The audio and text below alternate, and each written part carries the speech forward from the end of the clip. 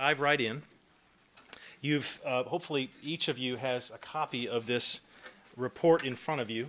Essentially, our presentation is here. We're going to go through this actually page by page with you for several reasons. One, it's some people are kind of auditory learners and they need to hear it in order to get it. You may not be one of those people, and you may be able to look through the report visually and see everything you need. But other people just learn in a little different way, and we've noticed that over the years it's best for us to just kind of present the report, page by page to the church. And the other thing we know that is if we get off of the report, we go way longer.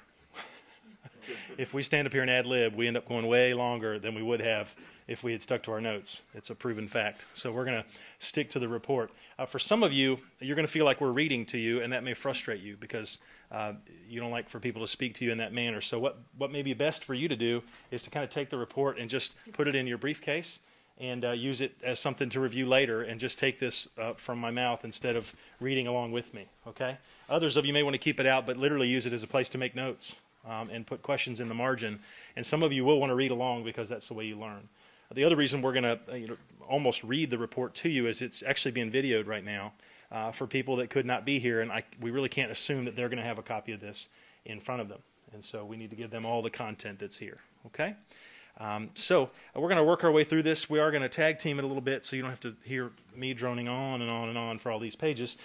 Teresa, who's much more interesting than I am, is going to come up here and share sections of the report with you. I will tell you that it's not as long as it looks. Our presentation is going to kind of stop when the recommendations stop. I believe it's around page 18.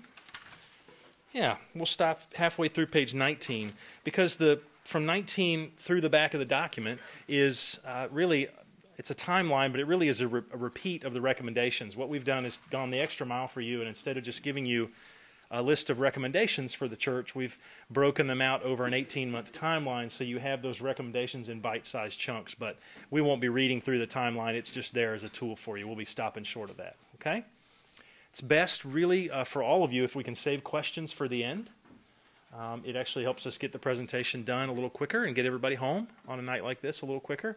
Teresa and I are committed to stay as long as we need to after it's over for anybody that has additional questions after it's over. But the rest of you that are content and feel like you understand everything can go back home to your families, and that's okay. We'll stay as long as you need us, okay? Great. Well, let's dive right into the background here.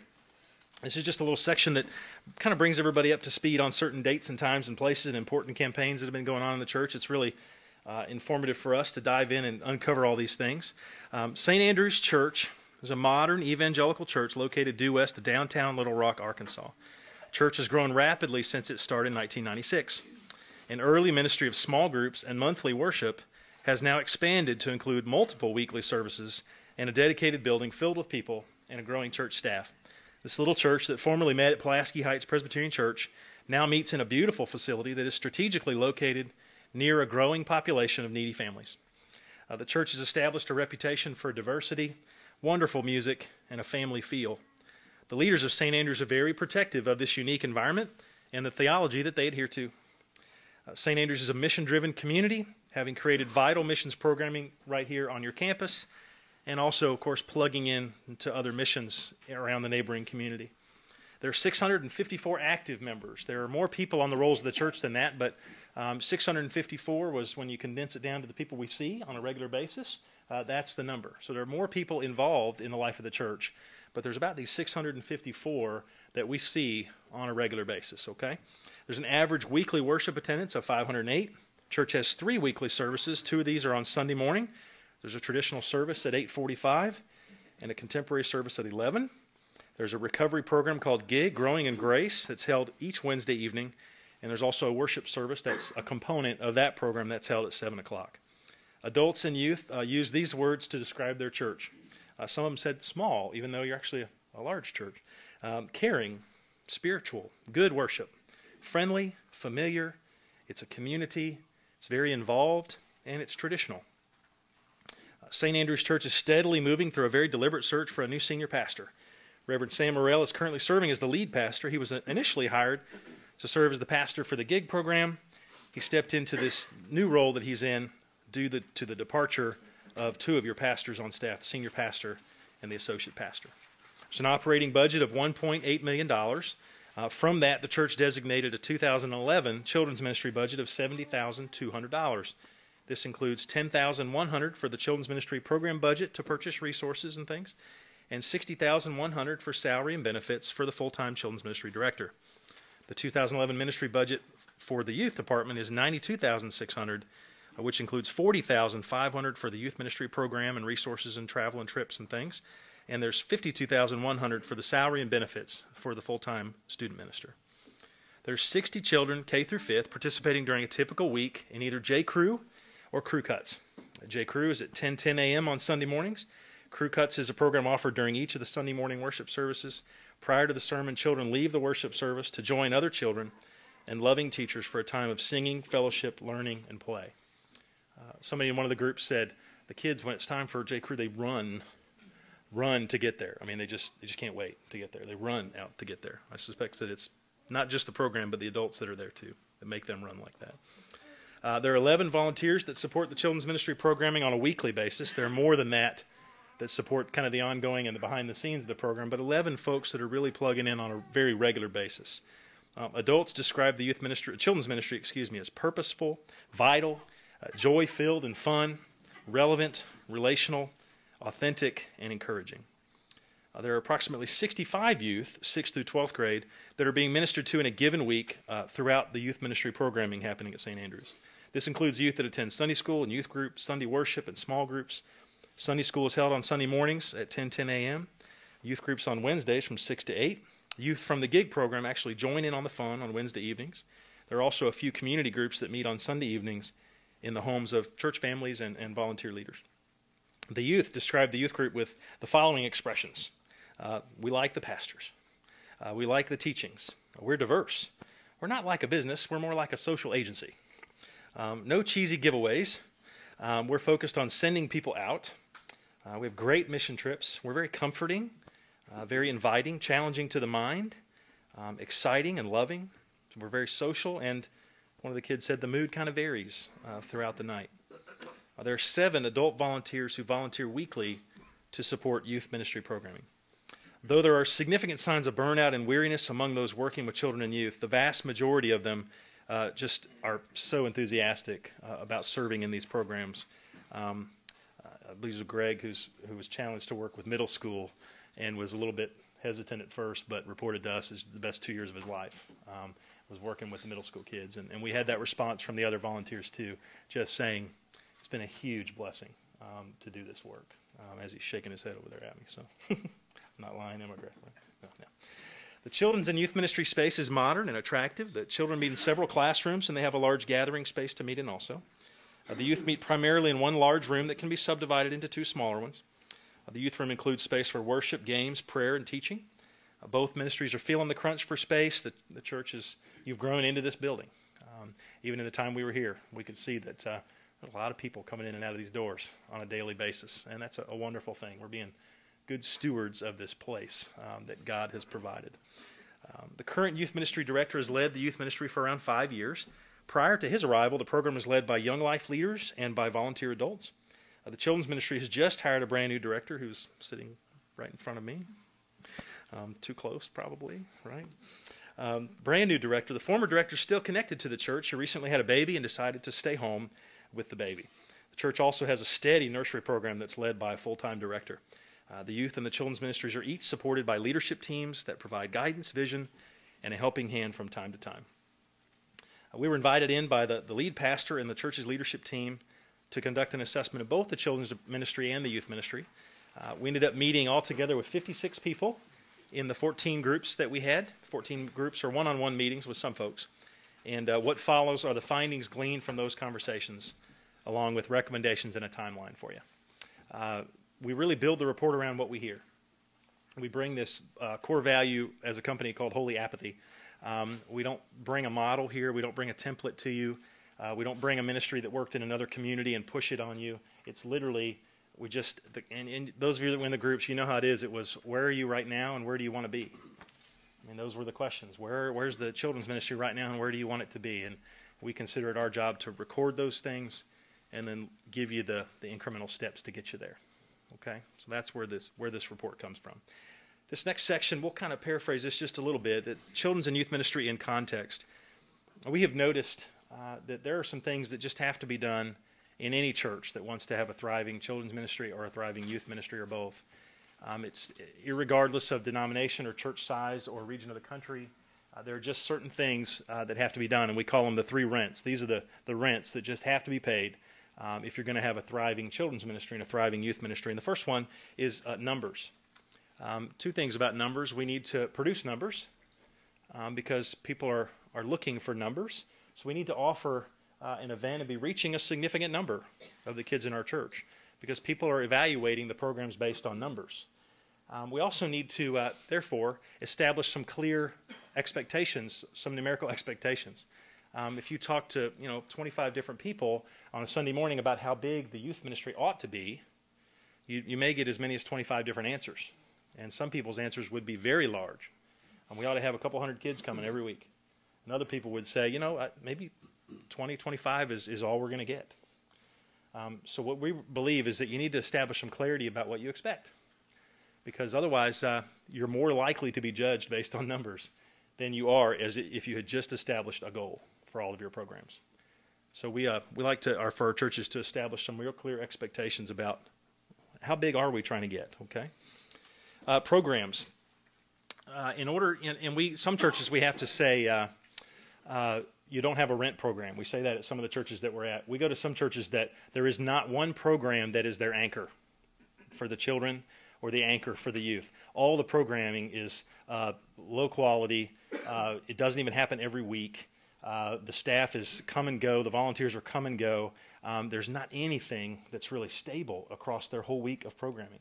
You don't have that problem here. You've got programming that happens on a regular basis, and it's reaching a significant number of kids from your church. We don't have programming that you show up and there's 2 or 3 kids there, especially the large group, the community groups. That's going to happen from time to time. But youth group and Sunday school are reaching a significant number of kids. They happen on a regular basis. They're supported by volunteers who are dependable in those places. So in our mind, you're paying the program's rent.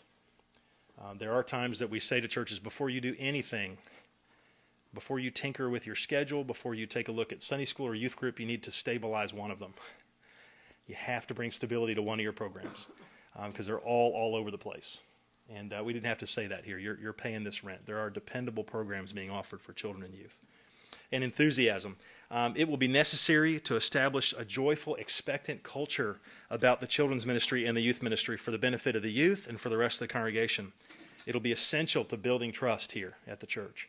In our mind, as we progress through these 3 days with you, this rent is still owed. There's a mixture, depending on who you talk to, of people that are extremely elated with what's happening in the youth ministry and those that are deeply, deeply frustrated with what's happening. And at this point, the people who are frustrated are speaking more loudly. And there is just kind of a culture of cynicism and hand-wringing about the youth ministry. And I can tell you it's worrisome for us because it will not lead to getting to a better place. We've got to turn on the enthusiasm switch, basically, and say to ourselves, I'm going to talk this up all the time from now on. Because if I talk it up, it'll get contagious. And we have an opportunity here to lift up the youth ministry by talking it up as often as we can. We need to turn that culture around. The other way around, there's no future in it. Okay? There's just no future in it. Okay? We have a diagram here on the top, page 4, a picture of a church on stilts. Some of you, we told you this was coming. What we're recommending, this timeline that starts on page 19 and goes through the end of the document, we're actually going to recommend that you not give that timeline to Kay or give that timeline to Mike. We really want Kay and Mike to focus on ministry and not infrastructure building. Okay? There's some infrastructures that need to be built around both programs. But we need our relational ministry leaders to stay up in the church and keep ministering to kids, to keep that relational ministry happening with your children and your youth, while we have another team of folks, a totally different team outside of the staff, who's working on infrastructure. Some of you are crazy task-oriented folks. You're sitting out there right now and you're like, I like this timeline. I can get behind that. It's just real clear what's boom, boom, boom, boom, boom in February, boom, boom, boom in March. I like that. Well, maybe you're the type of person that should spend 18 months on the renovation team for the children's ministry and really bolster up that program by building infrastructure. Okay? What can't happen is we say to Mike, hey, while you're taking care of our kids, can you take care of all this 18 months worth of infrastructure building also? Because ministry will have to take a back seat, or the infrastructure will never get built as he pursues the kids and ministry with the kids. So we've got to have two teams, the staff working with the students and the volunteers, and another team of folks working on that infrastructure down below. Okay. As we've studied youth ministry, we've seen these kind of 5 rules of thumb. When we look at a thriving youth ministry, thriving children's ministry, they tend to be resourced at certain ratios. 10% of the worshiping congregation is a good number. Okay. In a typical church, the size of the youth ministry tends to settle out at a number that's roughly around 10% of the worshiping congregation. With an average worship attendance of 508 and an estimate of around 65 youth regularly participating in the ministry each week, St. Andrews is actually experiencing above average attendance. And this is cause for celebration. All of you can walk out of the room, and when somebody says to you, we kind of have a small youth group, you can say, actually, we're above average for a church our size. It's part of that number clarity, okay, that we want to establish here, okay? $1,200 per youth, and that's based on demographics. It ranges from $1,100 to $1,500. We look at cost of living and all those things in a community and kind of decide what that number is going to be based on the national norms, the national median cost of living, okay? For 2011, St. Andrews has invested approximately $92,600 in the youth ministry, which represents the amount allocated for the staff and for the budget. With an average participation of 65, the St. Andrews Church Youth Ministry is adequately funded, and it actually has some room to reach additional youth. You've got some ceiling room there, some headroom to continue to grow the program in your current financial structure that you're under. Okay, now, you've done a great job of funding that program. Congratulations.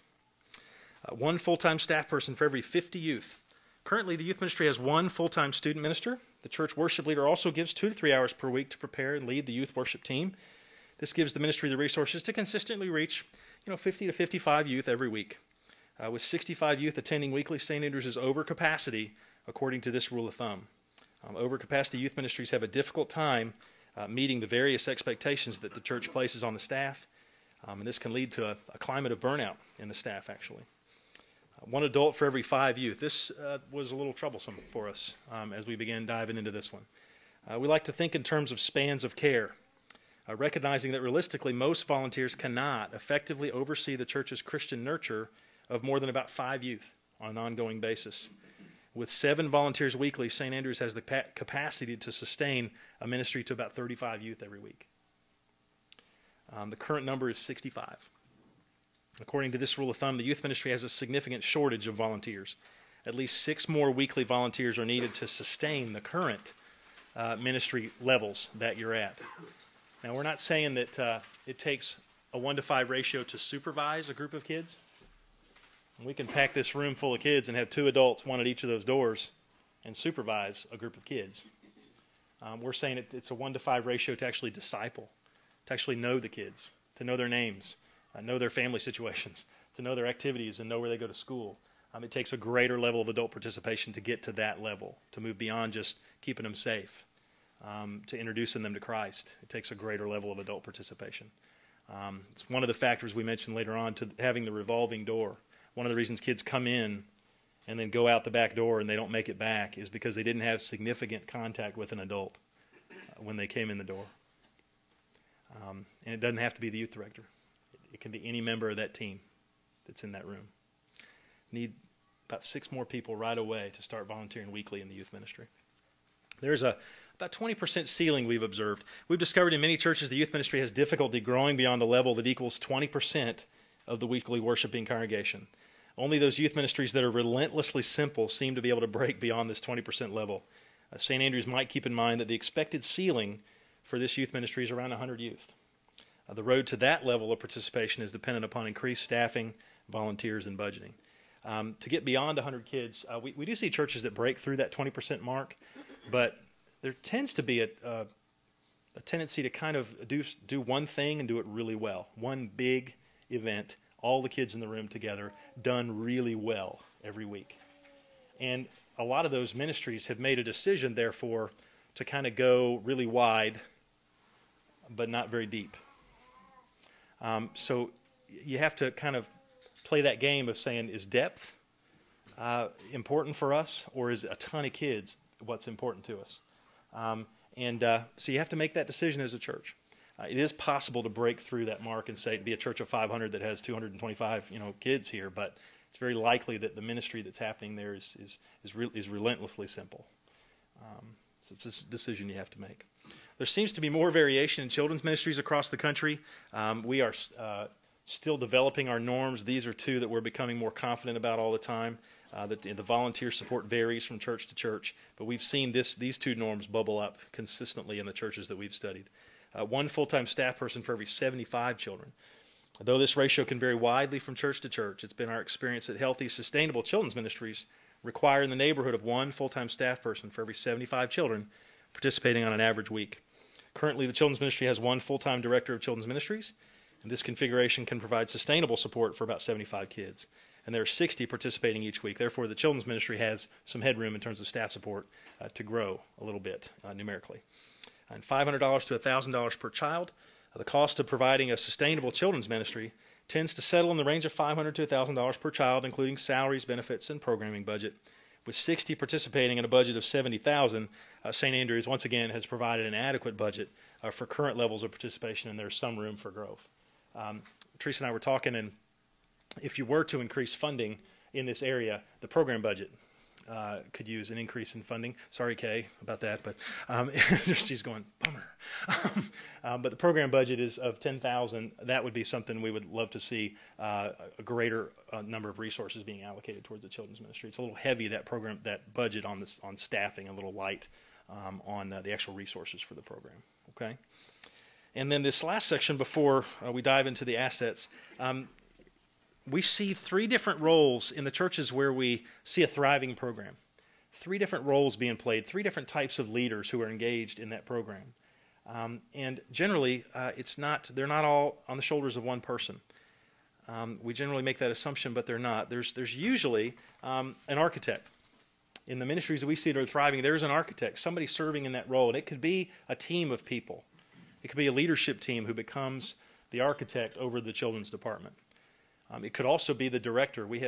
There are staff people who are very visionary, and then there are staff people who are more the delegators and the people who are the construction contractor, the general contractor that we have here. I am the classic general contractor, youth director.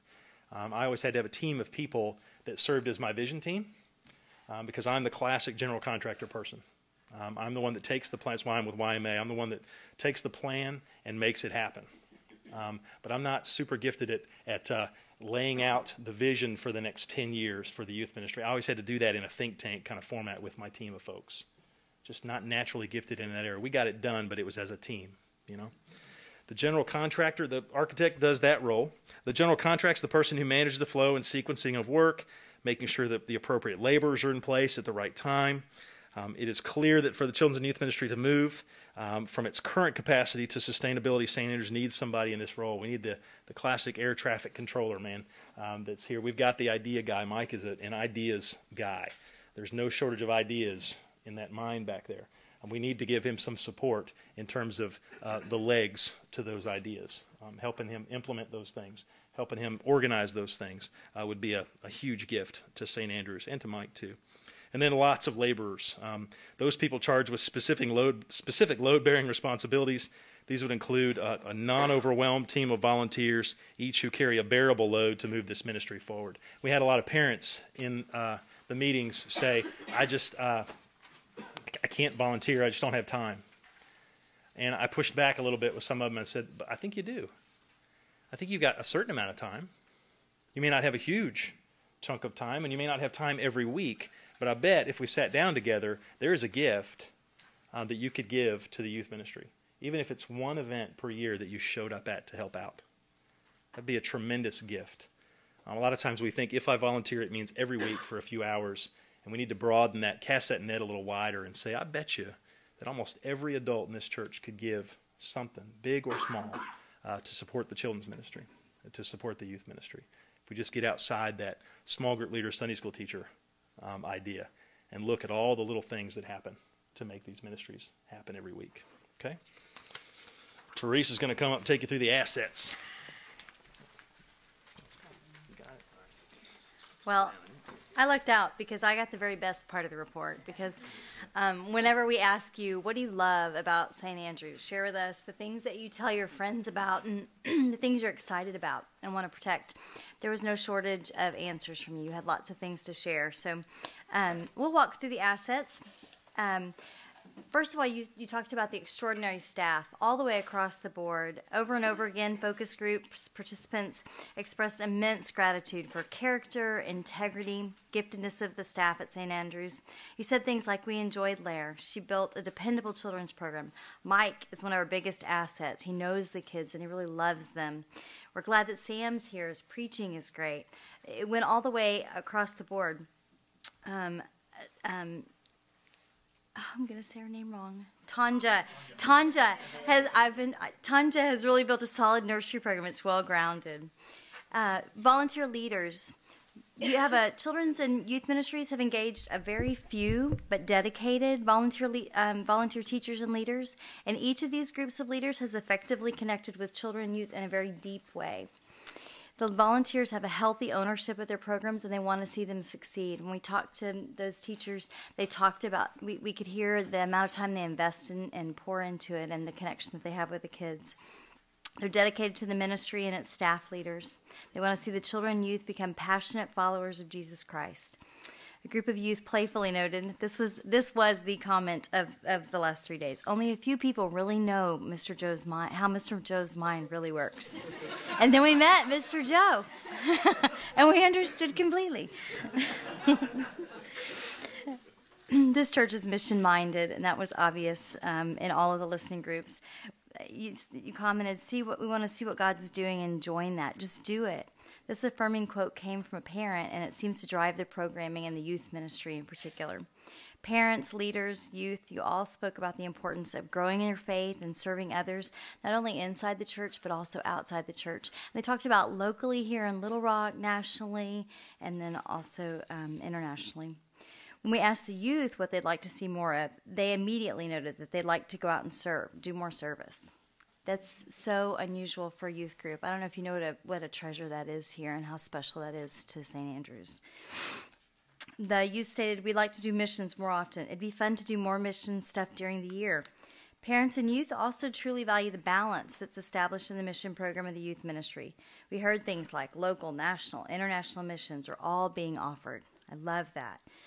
I felt like I belonged once I went on a mission trip. The kids echoed that over and over again, too. They didn't have a place. They weren't connected. They didn't know people, but they went on a mission trip, and it changed everything.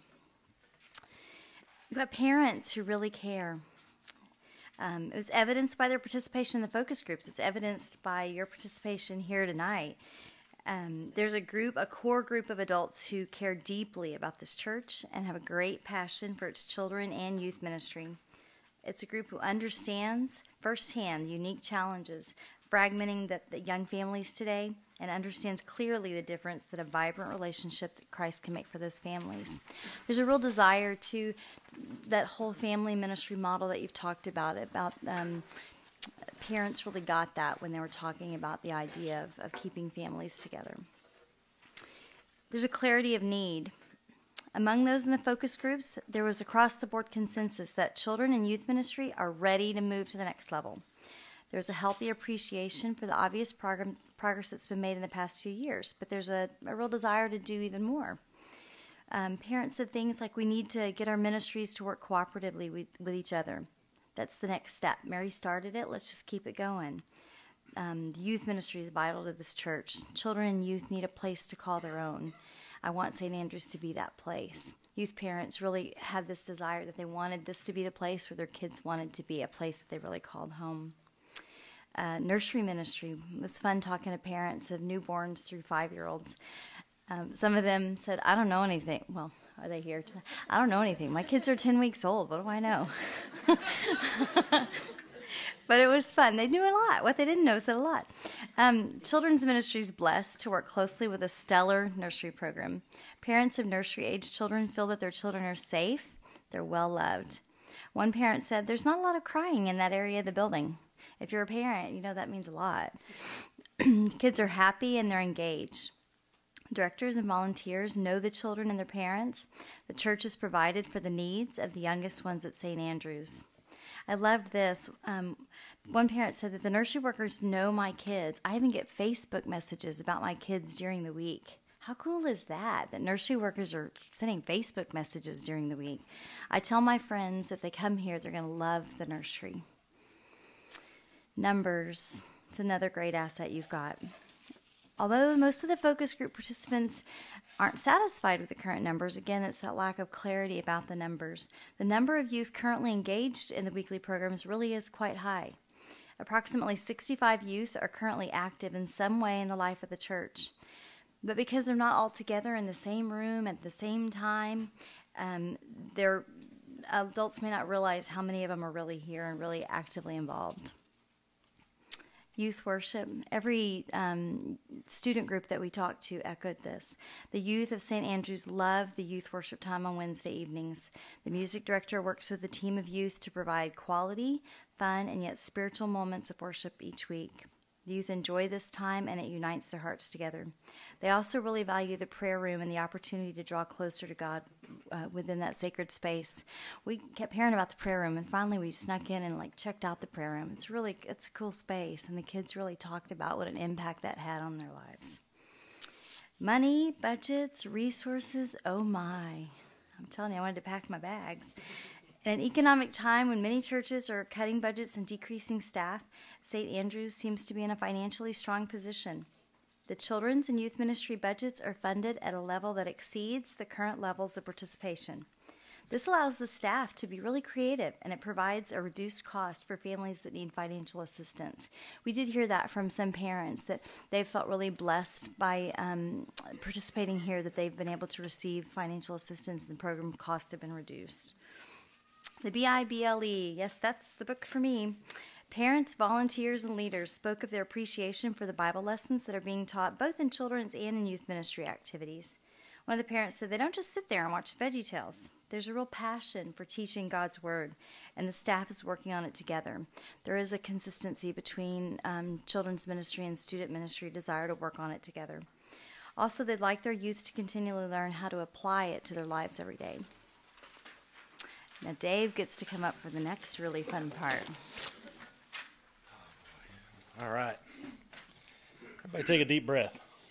One thing I can tell you about all these challenges, none of them are hurdles that cannot be overcome, okay?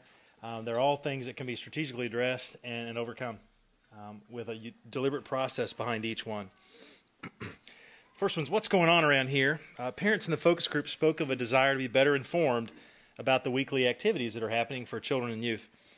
They want to build strong connections to the staff and the weekly volunteers. They'd like to establish a partnership with ministry leaders in order to effectively nurture the children and youth of St. Andrews. Parents would like to have this kind of common work with the staff and the parents all kind of working together. It seems like everybody acknowledges the fact that it's going to take the village to raise these kids. It's going to take each family saying, that baby's mine. That baby that just got baptized up there, that one's mine. I will watch over the children of this church, and I'll develop my own children as well at the same time. It's going to take that to really develop these young Christians around here. Parents would also like to have a greater understanding of the curriculum that's being used in the different settings. One parent described her connection to the children's ministry in one word. She just said, clueless. I don't know what's going on. I'm lost. My kids are there, but I just don't know what's going on. I'm just clueless. The harvest is plentiful, but parents are few. The volunteers and parents of children and youth all recognize that parents need to be more involved in the ministries of St. Andrews. Some parents have offered to help, but the staff has not contacted them. Others seem to be looking for a specific short-term way to assist the staff. There are very few short-term, less intimidating on-ramps for parents to jump in and get involved. A group of parent boosters is needed to support the ministry that's happening behind the scenes. Both ministries could also benefit from casting the net a little wider when they go fishing for volunteers. In every church, there are people outside the parent roster who are gifted and passionate about leading children and youth. A lot of the ministries that we go to, there are these jobs that lead into other jobs. A parent might be working a check-in table at youth group once a month. just sitting at the table and with a roster and checking kids in as they come. And I've seen this happen with a parent in my own ministry that eventually, her name was Cheryl. Cheryl said, Dave, usually I go home after I work the check-in table. Can I stick around this week? And, of course, in my mind, I'm going, it's working. It's working. And Cheryl stuck around that week. And then she started staying every week that she worked. And then she started coming every single week, even the weeks that she wasn't working. And suddenly she asked me one week, can I sit in on a small group? And I said, yes, absolutely. And then next thing you know, she's leading a small group. Next thing you know, she's going on a mission trip with the youth. But it started out, the on-ramp was this non-intimidating, very kind of behind-the-scenes kind of role. And the other thing that parents are worried about is the space, that they want their kids to have space. There seems to be this desire, and it's not true at the baseball field. It's not true with ballet. We want to be right there with them through all that stuff. But in this arena, for some reason, we say, I don't want to be involved because I want my kid to have space. And at the same time, ministry can't happen if we all do that. So what we have to find is some middle ground, and we need to create these opportunities that provide parental involvement but still offer space. An adult working the check-in table, there's still space for their child. Their child's in a small group that their parent doesn't run. There's still space, but that parent's still vitally involved in the program. That check-in table is a huge part of tracking who's coming and going. So we need to develop those opportunities that are kind of still provide space and yet still involve lots of parents. Wanted, skilled artisans for building the faith. Both the children's and youth ministries are in serious need of weekly volunteer support. The current level of volunteers is adequate for basic supervision, but these teams will not be able to effectively connect with each youth or child in a personal way. When ministries lack enough volunteers, there are usually three consequences. The first thing that happens is youth and families will come and go without being noticed and without engaging in conversations with caring adults. Ultimately, they seek out other places to build these connections. Second, the current group of weekly adults will become tired and burn out, making the situation even worse. And third, the ministry directors come under fire for not retaining these youth and children in an effective way. St. Andrews is already experiencing all three of these symptoms. An intentional relational recruiting system has not been implemented at St. Andrews. Training for the trainers. There's not a process of regular training and orientation for new and current volunteers. Teachers and small group leaders are not meeting regularly for support and continuing skill development.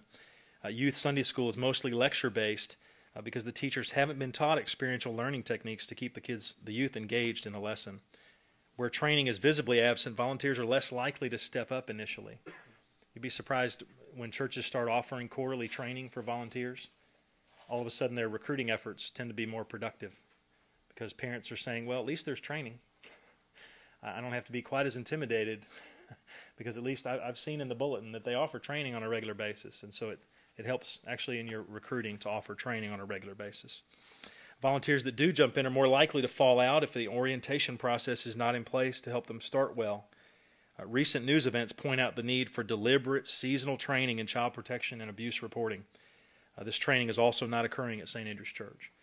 The events at Penn State, when that was all playing out, I was at home, and at that point I was working in the denominational office for the United Methodist Church in Florida, and I found myself going, I need to reach out to all my youth directors today and make sure that they're talking about abuse reporting, that they're reviewing with their teams the abuse reporting procedures for the church, because it didn't happen there at Penn State, and in a lot of my churches I work with in Florida, it's not happening either, and it's vital that that our volunteers all be trained in abuse reporting.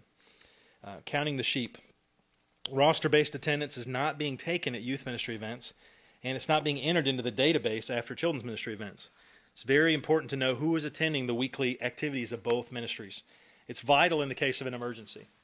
If you had a fire alarm and the fire department shows up, one of the things they generally come looking for is a list of who's in the building, a roster, so they can make sure the building is clear. So you've got to be taking that roster, not just a head count, but a roster check-in at all activities for children and youth. It's also valuable information as we provide pastoral care for the children and youth at St. Andrews. It would be very difficult to track who's been coming and who's been missing from weekly programming without a systematic tool to track that attendance. Children and youth are more likely to disappear when the staff and volunteers are kind of going by their memory, and visibly who they saw and who was missing at youth group. That'll work in a small church, but as you grow, it's too easy for a kid to go unnoticed when they come. Everybody has a different blueprint. This is one of those things. We actually lead vision retreats at churches, and I cannot recommend enough that you do a vision experience together for the children's department and the youth department, that you decide where you're going and build some unity around that as a church. We heard about 56 different visions in the 14 groups. There are no long-term measurable goals in place within the children's or youth ministry at St. Andrews. The mission of Know, Grow, Go is very compelling and it's creative, and it helps develop that cooperative programming between the ministries, but there are no specific measurable goals to get there, to accomplish that mission. Without specific goals and outcomes to work toward, the staff will try to give attention to an endless variety of conflicting expectations as each church member develops their own blueprint of what the ministry should look like. Some of the ideas that we heard in the focus groups included that the children's ministry should have more midweek programming. You know, the ministry should try and consolidate all their activities to one day a week in the same groups, okay? There's just not enough programming being offered. There is just no way that kids can attend everything that we do here. We need more volunteers. We need more staff. The ministry is just all about having fun. Ministry is too serious. They need to be having fun. We can't expect kids to participate every week. We need to offer a program that makes kids want to be here every week. We need more Bible. We need more discussion. We have too many boys. We need more female leaders. The mission trips are vital. We should stay home instead of traveling so far away. The ministry is expensive, and we could be investing more. These are our kids. So conflicting messages across the groups that we were in. Since there are so many in the church who have a high investment in the ministries, there are quite a few different ideas about what the vision of each ministry ought to be. Not surprisingly, most people evaluate the ministry and the staff based on their own vision of where the ministry needs to go. When a ministry lacks a clearly stated vision, anxiousness is often a predictable result. There's a good bit of triangulating happening in those cases, people not talking to each other, but instead talking to a third party about their vision and their goals. The constant interplay of conflicting ideas and visions will rarely lead to a sustainable, unified approach to the ministry. The ministry leadership teams need to agree on one set of ministry goals in order to sustainably grow the ministries. Until this picture is developed, agreed upon, and pursued, the future leadership of each ministry will remain mired in petty programmatic debates that will result in a little more than a rearranging of the deck chairs on the Titanic. Without a clear target, parents and youth will become confused and frustrated about what is actually expected of them, and leaders will likely resort to the non-productive practice of motivation or guilt. Many of these ideas are fine suggestions that we heard, but none of them are likely to make any significant difference in the effectiveness of the current ministry. These ideas are wallpaper during a time when the focus needs to be on building the foundation. Wallpaper is always more interesting than concrete, but focusing on these ideas will not build long-term effective youth or children's programs. What is needed first is intentional work on building a clear vision, a clear foundation for the building. The reality is that the implementation of any of these new ideas would require additional time from the current directors, time that would inherently remove them from focusing on the more strategic work that they need to be doing. Cooperative curriculum development. Several groups. This was, I don't know if this would be defined as a challenge or as a common dream, a longing that people have, this cooperative curriculum development. Normally we have to ask, are you interested in having a curriculum plan? And we didn't have to ask that here. It came up in the groups. It came out of people in those groups. Several groups discussed the importance of a well-developed curriculum plan that extends from birth to adulthood. Parents of both children and youth would like to see a long-term plan developed so that they can see the bigger picture of what's happening in the lives of their kids. The mission of Know, Grow, Go has helped to initiate ministries that build on each other, but a specific scope and sequence has not been developed to help accomplish this goal week to week. Without a clearly articulated curriculum plan, volunteers and staff are more likely to select their teaching week to week. This leaves the program open to reckless curriculum off-roading in the various teaching settings that occur in a given week. Challenges that are specific to the youth ministry. The crisis of capacity. The most glaring reality that St. Andrews must face in its youth ministry is the lack of capacity to do much beyond what it is doing. Like a person trying to stay warm with a 4-foot by 4-foot blanket, the program simply doesn't have enough infrastructure to provide all the coverage needed for the kind of program the church envisions. The youth ministry lacks adequate staffing hours with enough time to create the kind of effective program it's looking for, nor are the volunteers or space available to expand the program much beyond what it's at. There's little question that the youth ministry has become stuck and that doing more of what has been done is not likely to change that situation. YMA frequently heard the phrase, "You just need to." Whether the sentence ends with get the parents on board or get more kids involved or recruit more young leaders, they are spoken with the confidence that this idea is the one that will be a game changer. The fact is the youth director is not short on ideas himself, but new ideas will not likely make any significant difference in the youth ministry unless the capacity to implement these ideas is increased. Likewise, there's a general kind of rather undefined desire to grow, to reach more kids both numerically and in depth, but there's simply not been time to build the infrastructure needed to do it effectively. I did some work with a church in just north of Charlotte, North Carolina, and I learned a valuable lesson from being at that church. There's a perception that I've seen youth ministries grow beyond the staffing ratio that you're suggesting. I've seen youth ministries grow beyond the volunteer support and the financial support that you're suggesting, and I have too. And in almost every case, they regress back after a time. And that's the case of this church in Charlotte, the north of Charlotte, I should say. This unique thing kind of happened in the community that caused the church to explode in growth. The church had about 450, 500 members, and then Duke Power decided to begin to sell lots on Lake Norman, north of Charlotte. And Lake Norman's kind of a lake created by a dam that Duke Power built, and therefore it's kind of a finger lake. And so there are tons of lakefront pieces of property on Lake Norman.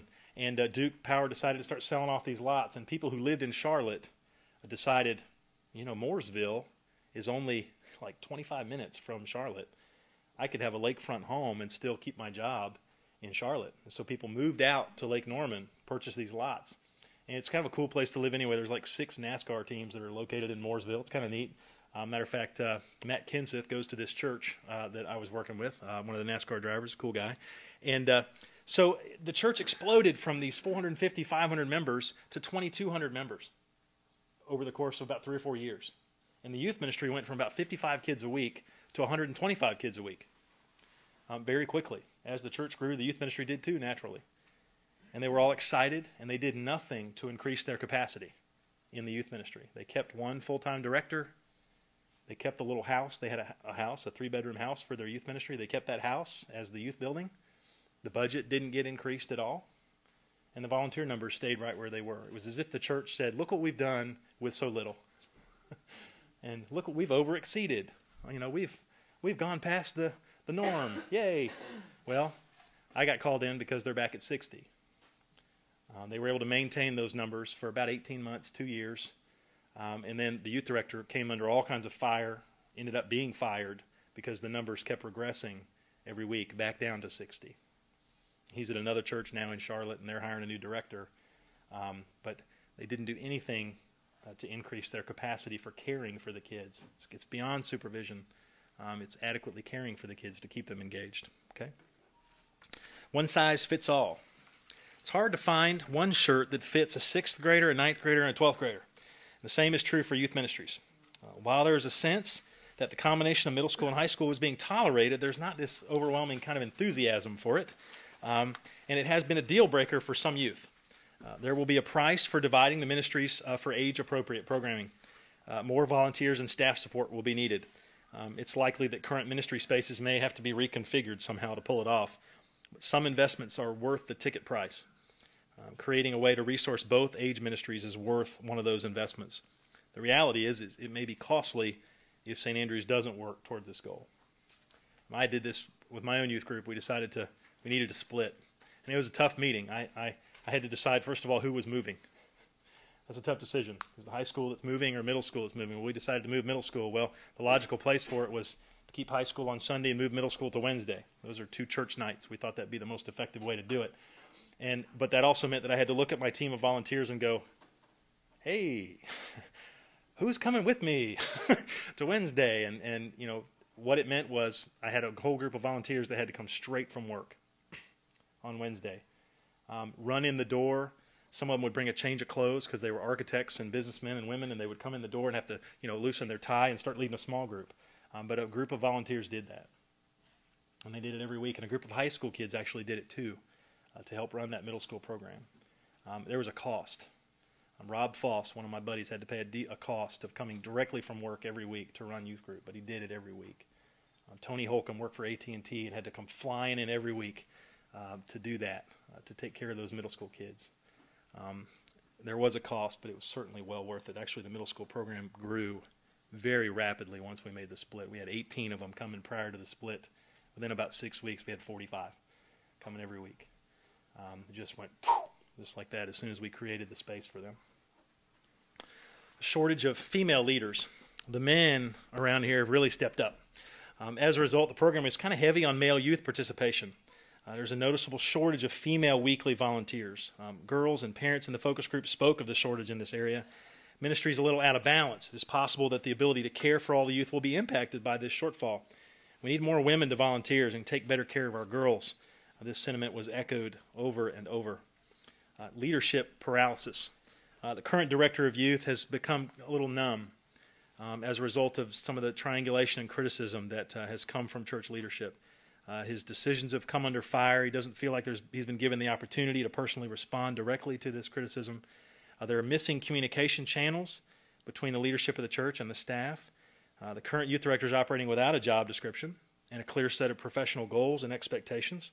An annual performance appraisal has not been conducted, and therefore ministry critiques come from a variety of places instead of from one. They rarely come directly from the source. As a result, new ideas and even popular traditions have been placed on hold. We would love to see you open up that communication channel, develop that system. I've been in youth ministry 20 years, and I had a performance appraisal every year and an opportunity to set new goals for myself and an opportunity at 6 months to check in on those goals to see how I was doing and regroup and get caught up and readjust those goals if they needed it. And I had professional goals and personal goals for my spiritual growth also as a part of that process. And even family goals for a certain amount of family time each week. It was all a part of that annual performance appraisal that I went through. It's a healthy thing because I certainly knew as I walked around the church what was expected of me. It was very clear. It happened every 6 months, okay? Missing on-ramps for new kids. The youth ministry is filled with a very diverse group of youth. These youth come from various schools and backgrounds. Children from the GIG program participate alongside the longtime St. Andrews kids. The base of spiritual knowledge is different within each of these youth. Mike shared a story about showing a kid a picture of Jesus in the manger, and the particular student that he showed that to said, "Is that Santa's baby or something? What is that?" Was completely unfamiliar with who that baby in the manger was, and probably sitting right next to a kid who could tell you exactly who that was in the same room. It's part of that makes youth ministry fun. The key ingredients to getting new families connected, the base of spiritual knowledge is different with each of these. St. Andrews is missing the key ingredients to get these new families and visitors fully engaged. Plenty of mission opportunities, worship, and Bible studies, but new youth and those who are spiritually immature may not find a home in these activities. The youngest and newest members of the ministry may lose their way or even be looked down upon by the more experienced and established members of the youth group. Diversity appears to be truly a value that's embraced at St. Andrews from adults to children. All are welcome. While this is a commendable quality and value in the DNA, it also presents a challenge to come alongside youth and adults who themselves are at multiple levels of spiritual development. Missing stories and celebration. Seems to be a bit of a PR problem in the youth ministry. Even though the ministry is exceeding national norms, there's a perception that not many kids actually participate. There's a perception that the homeschool youth do not mix well with those who are schooled outside the home. And yet we met with youth from both of these settings who seem to get along quite well. One parent recalled there are lots of homeschool kids at youth group, but they're not the only ones that come. The church is not hearing the success stories on a regular basis. The stories of life change and missions impact are not being broadcast boldly enough. Regrettably, one parent noted the youth ministry is isolated. You never hear the good things that are happening. A culture of enthusiasm for what is happening in the youth ministry is missing from morning worship and other gatherings. Parents of youth who attend regularly spoke about the profound impact that the ministry has had on their youth. Some of the parents spoke with great emotion about the impact, the life change that has come to their kids as a result of their participation. The youth who attend are growing and being inspired to care for their neighbors, and these stories are hidden from the general population of St. Andrews. Terminal uniqueness. You're not going to like me very much for this one, but that's okay. In all of the listening groups, participants commented on how families are so busy with sports, homework, and extracurricular activities that they no longer make attending church, Sunday school, or youth group a priority in their lives. Most members of listening groups tended to suffer from a perception disorder called a terminal uniqueness.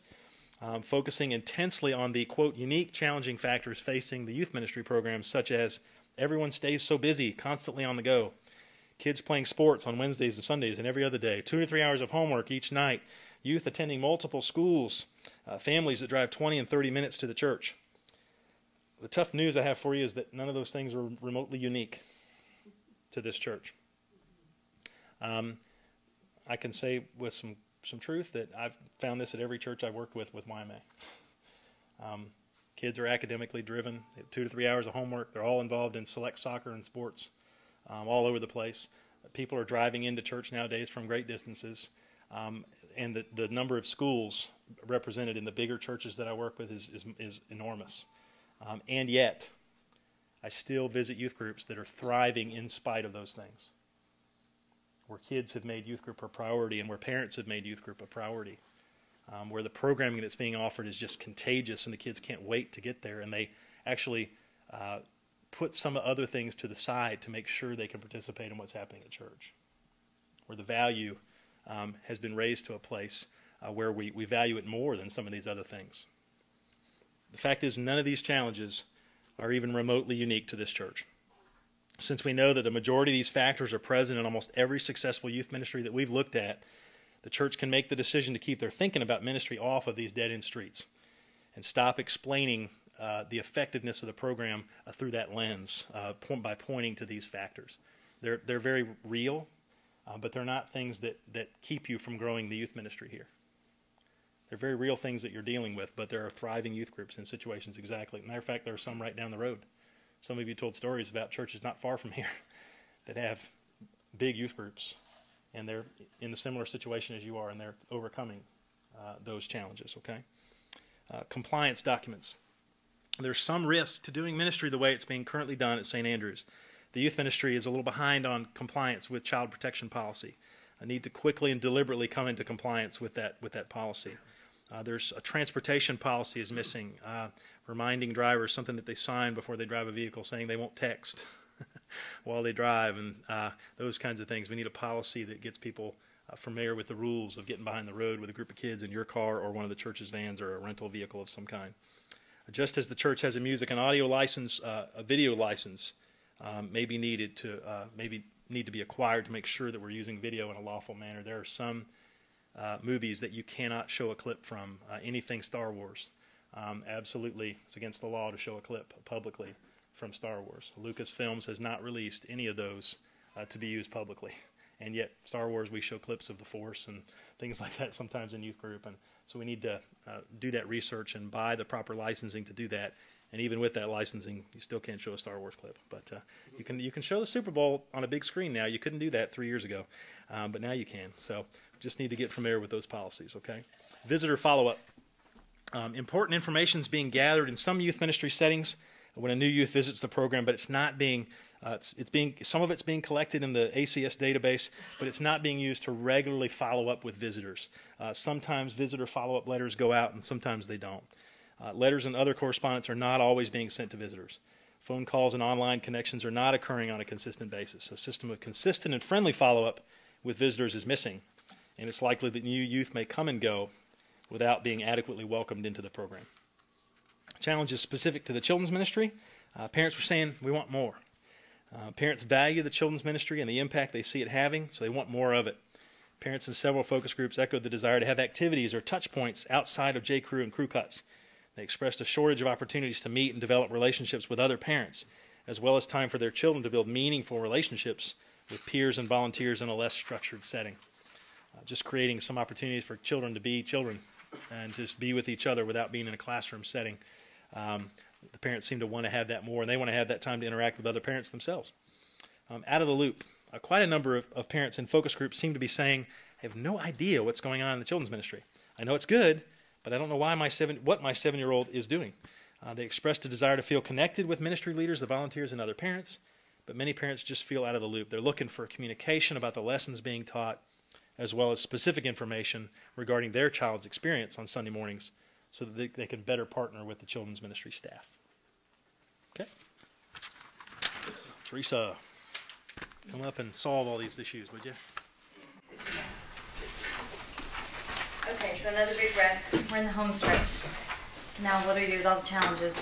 These are the recommendations, kind of where you go from here. And then as Dave said, kind of the last piece of the document is the timeline, taking these recommendations and kind of breaking them up into bite-sized pieces, month by month. But here we go, the recommendations. Take this time the next 18 months, kind of reframe the next 18 months through July of 2013 as a time of direction setting and that infrastructure building for both children and the youth ministries. And then you'll target August of 2013 as the date that you'll have sustainable ministries, sustainable structure will be fully implemented and in place.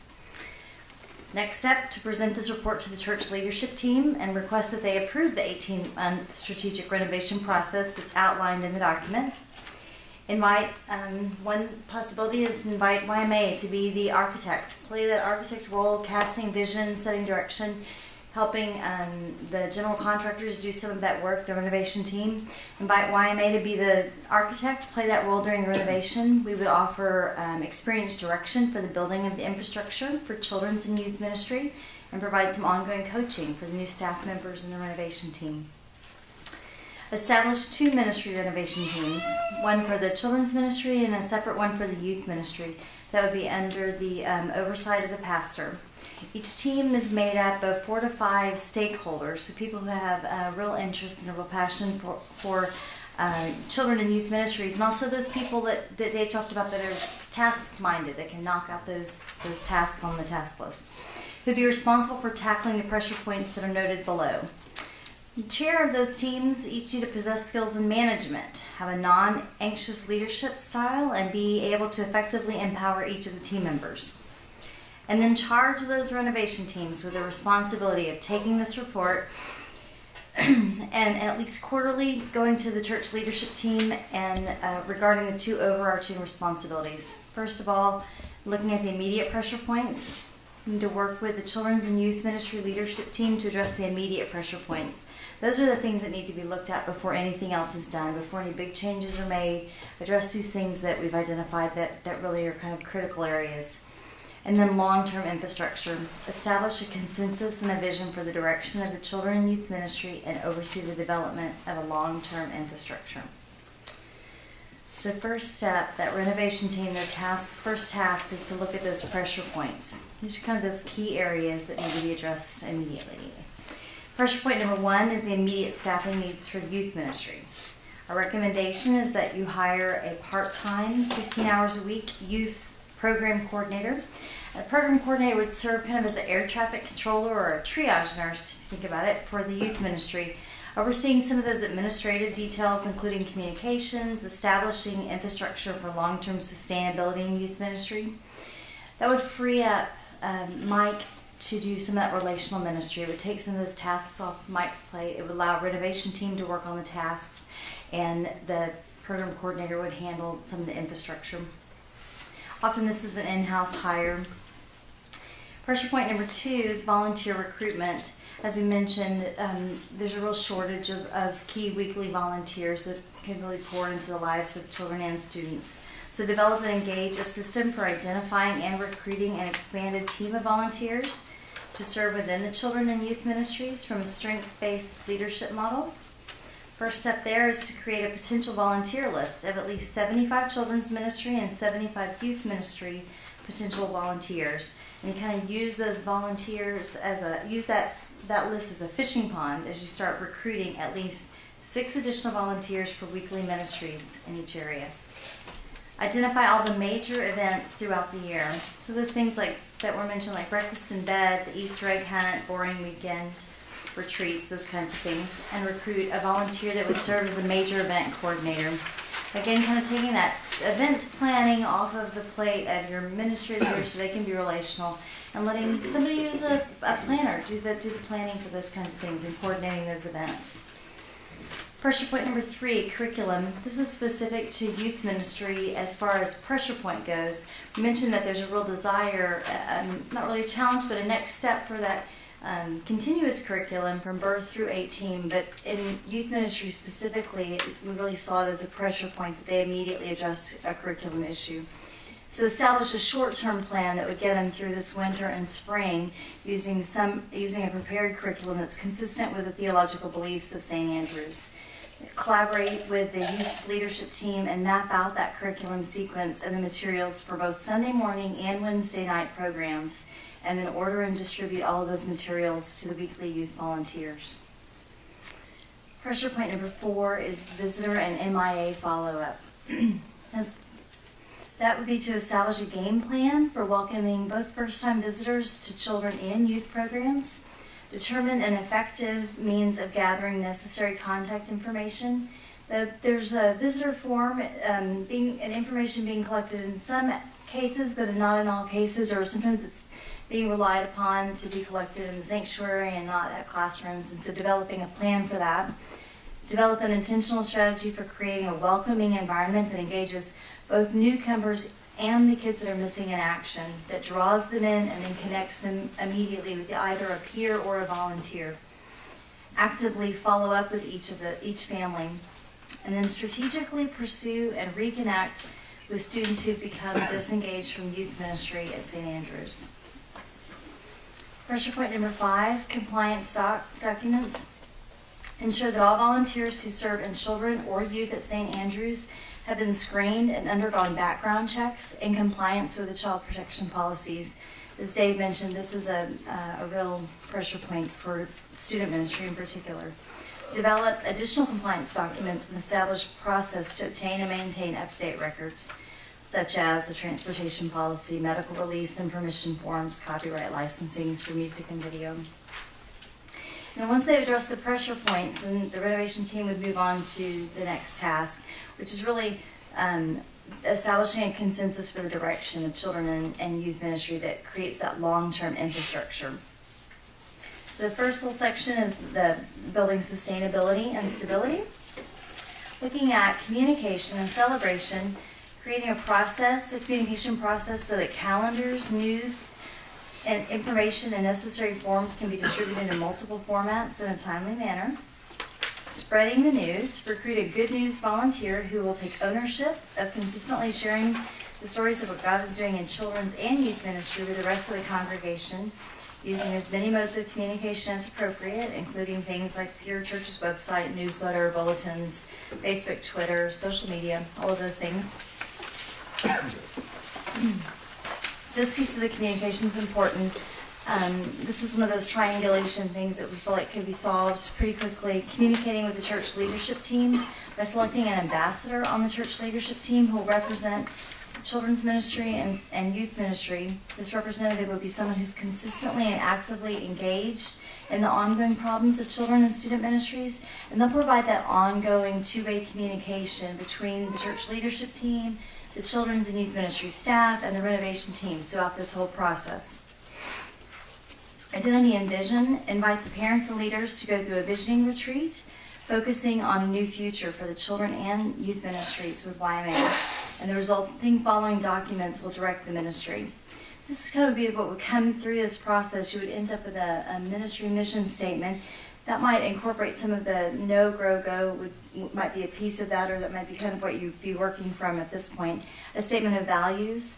The thing a piece of it that there's a real desire for now, but that is missing, would be the set of the 3-year revolving goals. So some really obtainable, measurable goals, and the organizational structure for the ministry.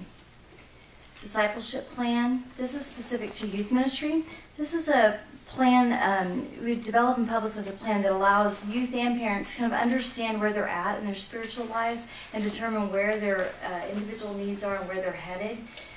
This process, they look carefully at the structure and the function of the weekly programs and determine how they fit on that discipleship pathway. So it helps provide a real clear picture for a student coming in to find themselves along that path and figure out where they're at and where they're going and know how they fit there. The 9-year and 7-year intentional curriculum plans. Create an integrated template for both children and youth ministry curriculum.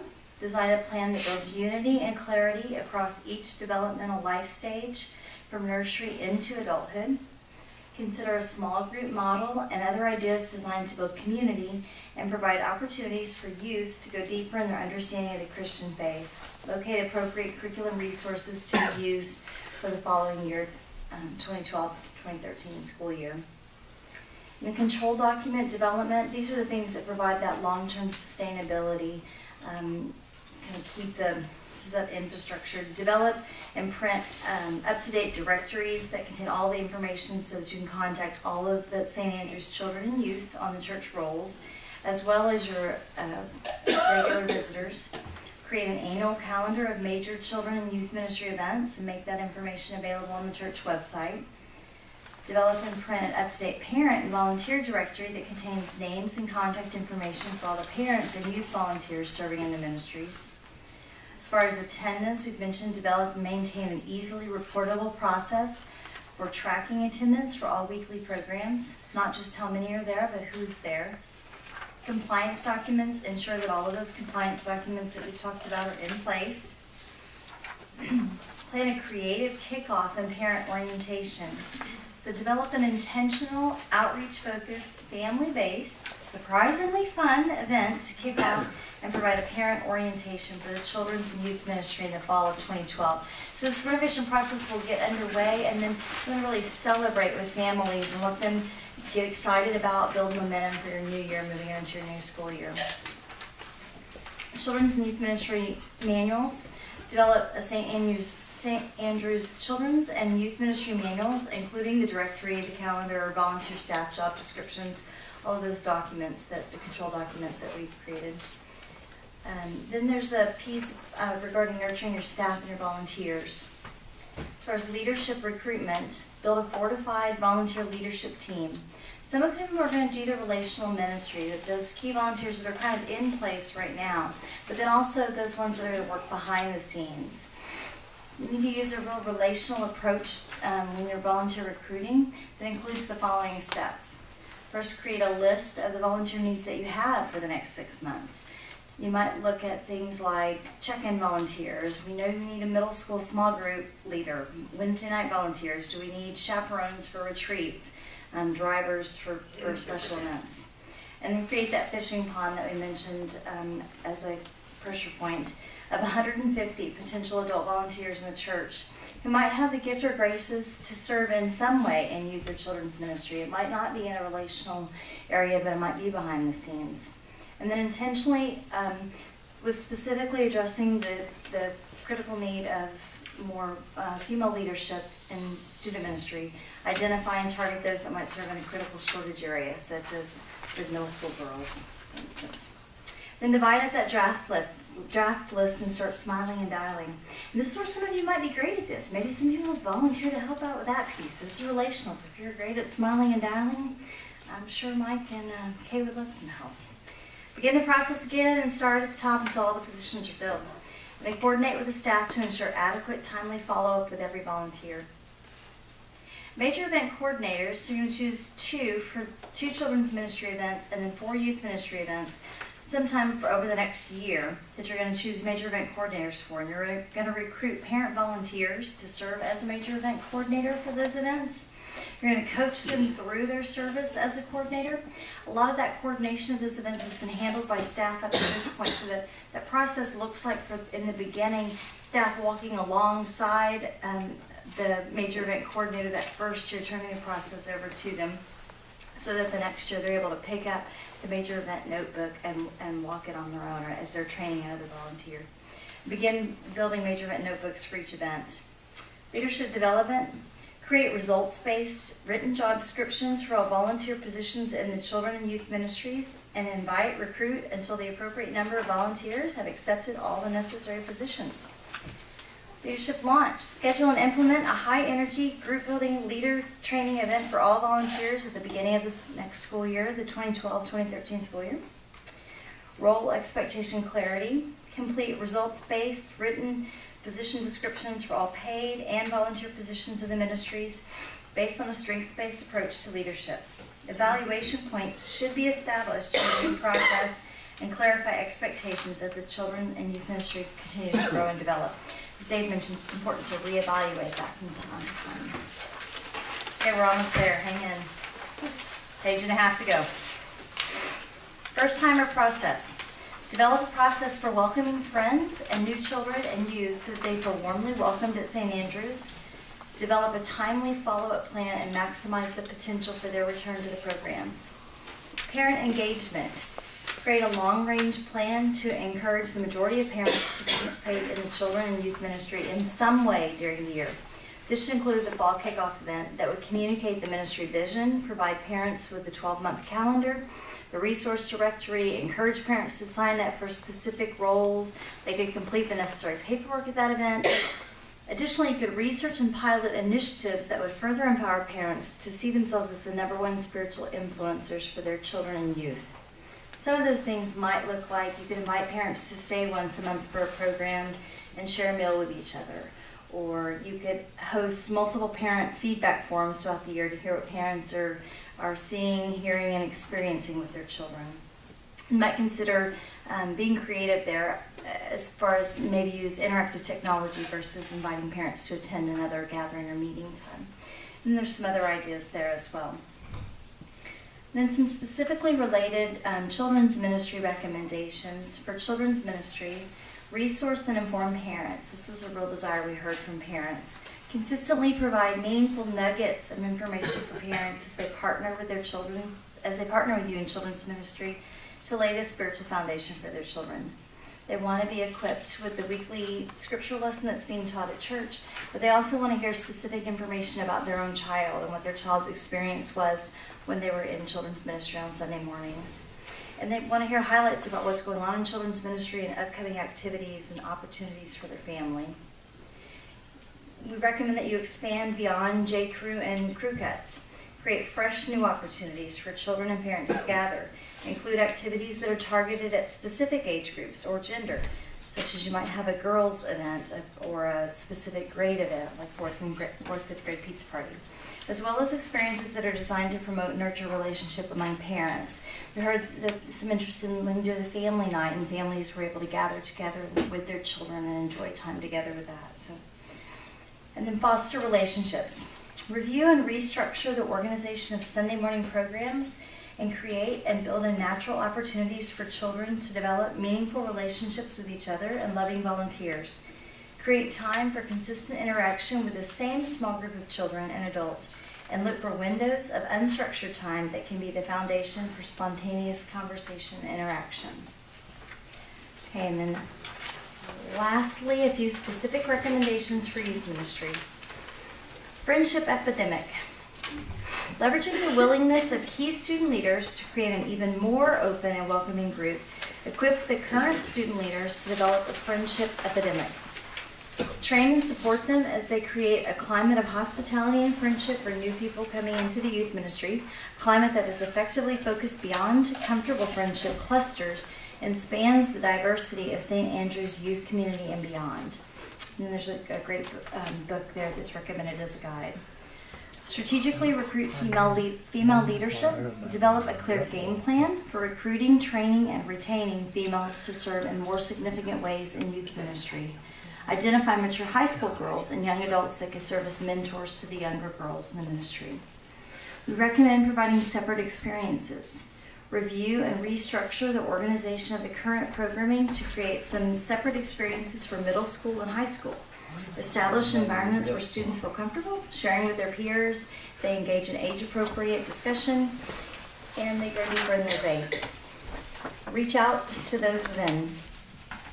Prepare a master list of the youth on the church roster that have not attended St. Andrew's youth ministry programs anytime in the last 6 months.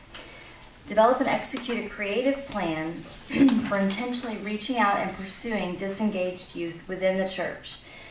Make contact with 5 students each week. Create 2 new initiatives and specifically target and market those new initiatives to those disengaged students. Just a few, we listed a few ideas that you could include. Coffee house tour, you could meet at coffee shops before school starts, or maybe a study hall night up here. They could get together on Skype, or maybe they could serve together on Saturday.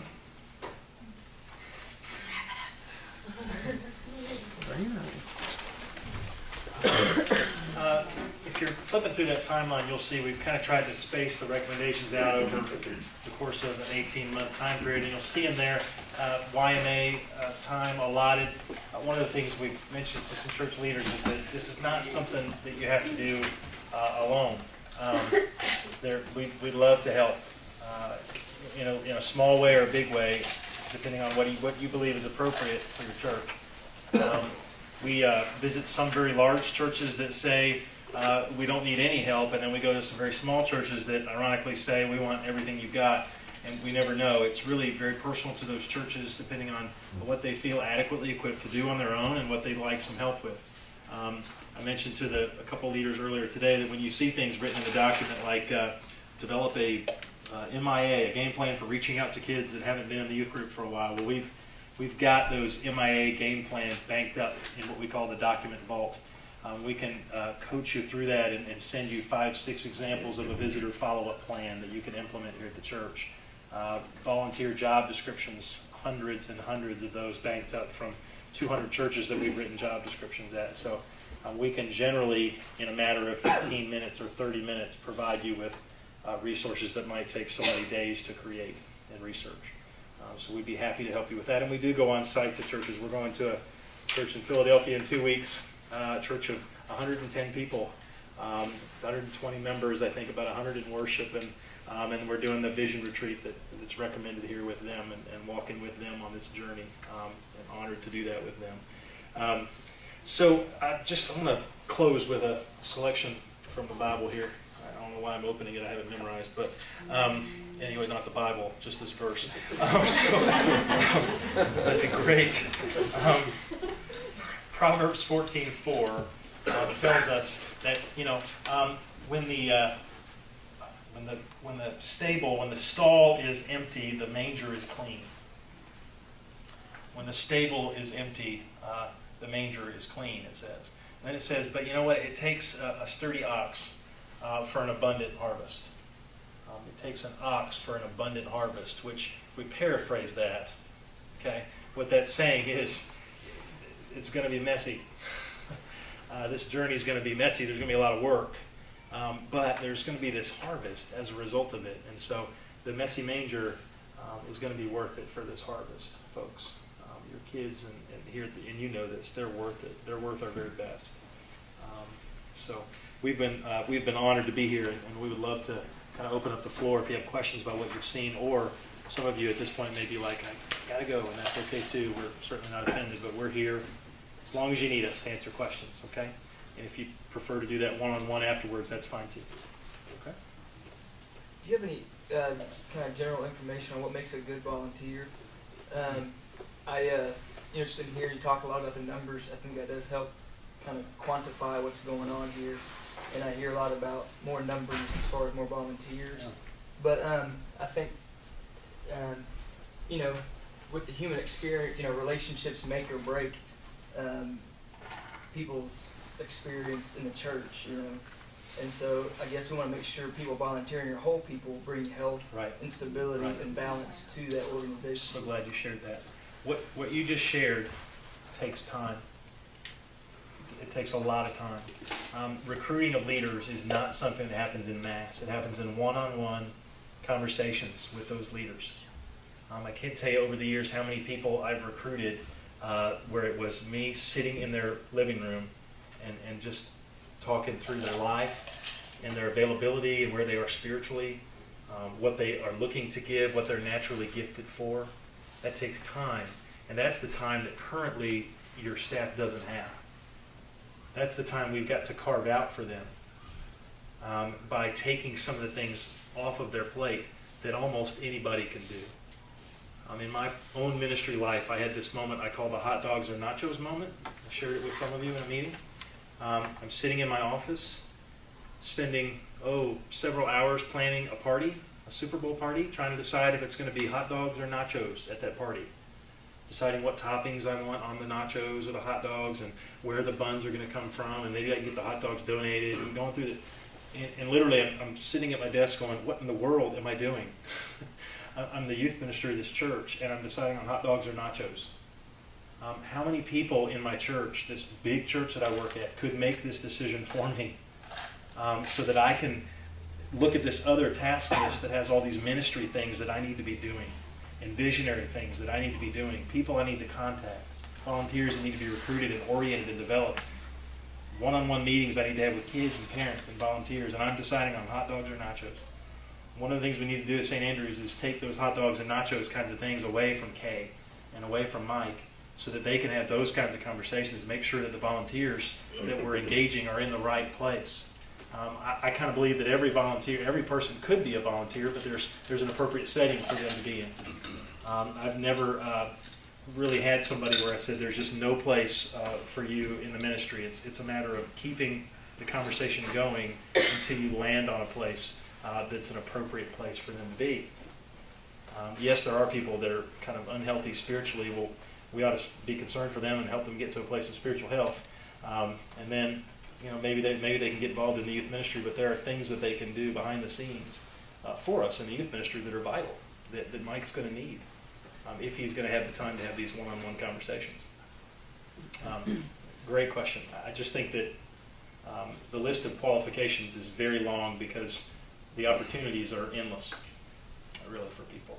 In terms of weekly volunteers, yeah, there's a certain comfort level around kids and a willingness to try something, to throw yourself into leading a small group the first time, and a certain amount of faith knowledge. But to be real honest with you, kids just value authenticity. And if you're somebody that's new on your spiritual journey, you can still lead a small group. It's okay to say to a group of kids, hey, I don't know the answer to your question. I'm on my journey too. And you know what? I'll go ask some people that I trust. And I'll find out. And I'll come back maybe next week with the best attempt that I can at an answer to your question. That's okay. Kids can spot a fake a mile away when you're going, well, I believe that that answer is far-reaching, and they're going, no, it's faking. So the best thing is just authenticity, to be honest. Yeah, good question. Others? Dave, so that we don't have our minds focused on a certain type of person who fits our image of what a volunteer would be. Will you share with everybody that bifold? Oh, yeah. Yeah, I told these guys earlier, there's this organization called Leader Treks that's out there, and they produce a lot of resources for developing leaders. And it's developing student leaders, and it's also developing volunteer leaders and youth workers that are trying to become better leaders too. That's what they're all about, is leadership development. Well, they have this brochure that's called the Sweet Spot, and you're supposed to use it in recruiting volunteers in your program. And it's got some basic questions about why you want to volunteer and your background in the church and stuff like that on the inside of the front page. But then when you fold it open, there's a picture of a youth room, a big open space like this. And all around that youth room are just shadowy silhouette images of different kinds of kids. There's the musical kids that are kind of jamming over in the corner with each other, and there's Michael's kids, the kids over there jamming in the corner. And then there's the kind of jock kids that are kind of over there, and they've got their thing and having their discussion. Then you've got the kids that all have their phones out and they're standing in a circle just texting each other in the circle. And then you got kind of the kids that are at the Xbox and the video games along the wall, and they're kind of isolated. They're kind of by themselves playing the game. You got the one kid that's not talking to anybody that just came in the door, and they're kind of over by the wall. There's just this neat diagram with all the different kinds of kids that come to a youth ministry, and there's this question in the brochure that says, which of these groups are you most naturally drawn to? And that's a part of the recruiting process, is you kind of have to circle a group in that brochure. The music, the band kids, man, I'm just drawn to that kind of kid, or that kid that's all alone. It drives me nuts when I see a kid and they're all alone like that. That's the kid that I want to, that's the kid I'm drawn to. But it gives you a chance to kind of identify with a group. And, Jay's question earlier today was, doesn't it take all kinds of people in a youth ministry? And it absolutely does. It takes musicians to effectively reach other musicians. You can reach them without having musical skills, but boy, there's a quick rapport that's there when one musician's talking to another one. And when you got somebody that's a computer geek and suddenly this other computer geek walks up, there's a rapport that's there. When you got somebody that's kind of introverted and quiet and just likes to sit and read, and they bump into somebody that has that same tendency, there's a natural rapport that's there. So yeah, it does take all types. And one type being our youth leader, or a handful of youth leaders, just can't connect with every single kid that comes into our program. There's too much diversity that's there. It takes all types. Yeah. Thanks, Jay.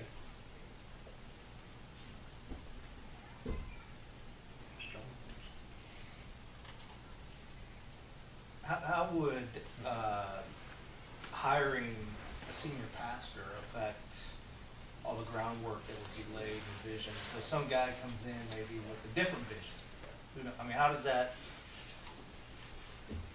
interplay with all this? Maybe similar to what happened with me. I actually came on board with Youth Ministry Architects as a client. The church that I worked at in Tampa brought in Youth Ministry Architects to do an assessment, and then they hired YMA to stick around and do the vision and curriculum and to do the job search that they had. They didn't have a youth director at the time. And during that search, they found me. And I sent a resume over. And I had a chance to read the assessment report before I applied. They had it posted online, and it was mailed out to me even after I sent my resume. They wanted me to make sure I had it. I had already read it 3 times before I applied. There was an opportunity to kind of say, I want to be at a church that's working a plan like this or not. But what I knew couldn't happen was I knew that I couldn't go there and throw this out, that would cause a huge rift in that church. And so I would say that this plan should be shared openly with the pastoral candidates. Not that they would choose to come here or not based on what the youth group's doing. They might, I guess. But at least they would know this is the track record, this is the plan that the youth ministry is following. And as a pastor, I probably need, the best thing I can do for this church is probably get there and get on board and at least be aware of it.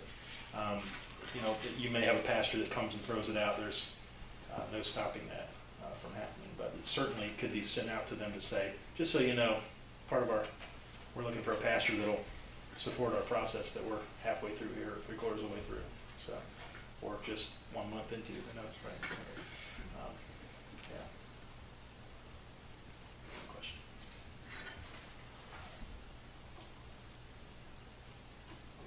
Anything else?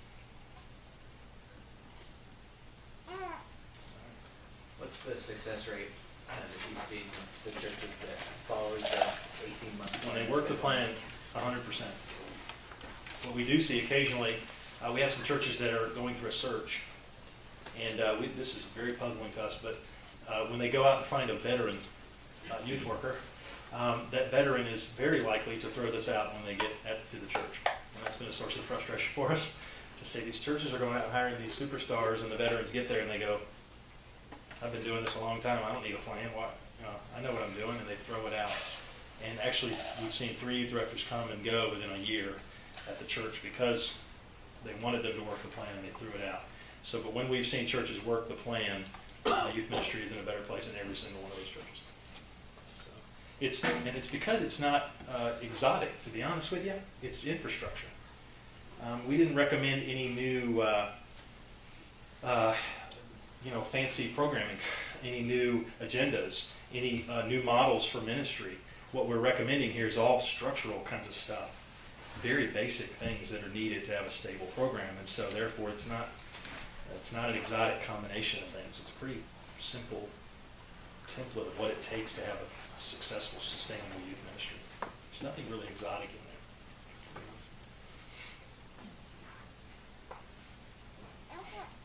there. On Mark's question, if this weren't crucial and of major importance to the church leadership team, you guys wouldn't have been employed to be here. Right? So, I mean, it's something we're in love with seeing it succeed. So, one of the first steps we recommend is at each and every church that we do this at is that the leadership team, the vestry, the church council, the session, whatever it's called in the church we're in, that they kind of say, this is it, this is what we want to do, because it creates that buy-in. When you know that the leadership of the church has said, this is where we're going, then it kind of creates a natural momentum at the beginning of the journey. So that's nice to hear that. We knew it already, but.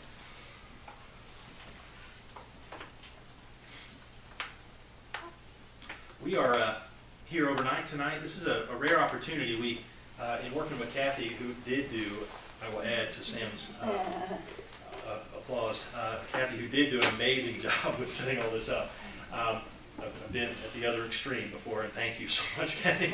a lot of groups and a lot of invitations to put out to people to get them here. But when Kathy and I were working out the schedule, we had to choose between Teresa and I meeting with a couple more groups and then writing all day today and presenting tomorrow, probably at around 1 or 2 o'clock on a Friday afternoon. And for us, it was kind of like, well, what will the turnout be on a Friday at 1 or 2 in the afternoon? It's just not likely that it's going to be good. So let's maybe meet with one less group than we would have, consolidate the groups a little bit. Teresa and I will push ourselves to get this thing done by Thursday evening. And then we have, actually tomorrow, these two are going out to lunch. And Tanja too, I think, is going out. Where's Tanja? Is she back there? Yeah. Tanja too is going out for lunch. These 3 ladies are going to go out tomorrow, just have lunch together and talk about what's next, you know. Spend some quality time together. Me and Mike, we're going to go hang out. He's going to take me to Whole Hog or somewhere. Where are you taking me? Whole Hog it is. I don't know where he's going to take me. We're going to go out and have lunch and just talk about next steps and kind of dream together. And, you know, we're sitting down with Sam after lunch and talking with him about, you know, what's next for St. Andrews? How can we help? How can we get you started right now, even while we're here tomorrow? We'll produce, while we're here tomorrow, some of these initial documents to get you guys rolling, a job description for the renovation team members to stick by, and some orientations for their first meeting. We'll work on some of those tomorrow to help you guys get started really well. So we're honored to have the opportunity. It's very rare. Typically, we are right now going, all right, got to get on a plane, got to go home. So we're excited about the fact that we have tomorrow with your team to just not be in a focus group, but just be able to be together, you know, and talk about what's next. So I'm very excited about that opportunity.